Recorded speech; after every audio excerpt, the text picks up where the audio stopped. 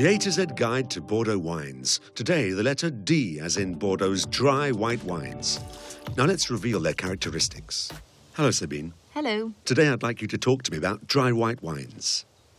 Of course. You should know that dry white wines are made in all parts of the Bordeaux wine-growing area, all over the Gironde.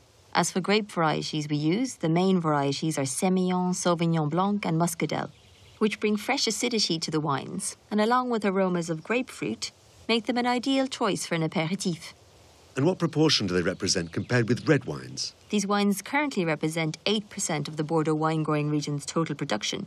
70% of them are AOC Bordeaux, and these wines are increasingly sought after and appreciated by wine lovers. Entre-deux-mer wines are dry whites? Yes, and due to the lively acidity of these wines, they are often chosen to accompany seafood platters, oysters and shellfish. The wines are served when they are young and at a cool temperature. Someone told me that you can match white wine with cheese. What do you think? We often believe wrongly that red wines are the only ones that can be served to accompany cheese, whereas a Belay Côte de Bordeaux, for example, will accompany fresh goat's cheese or creamy mozzarella.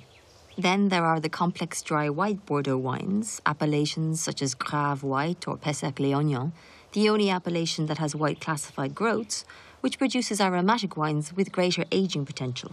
To conclude, could you give me a recommendation for tasting these wines? Well, all these wines are to be served at a relatively cool temperature, but not too cool. When serving young, lively, fruity wines, the ideal temperature is between 7 and 9 degrees Celsius. But for more complex wines, to avoid crushing and masking the aromas, the temperature should be between 10 and 12 degrees Celsius.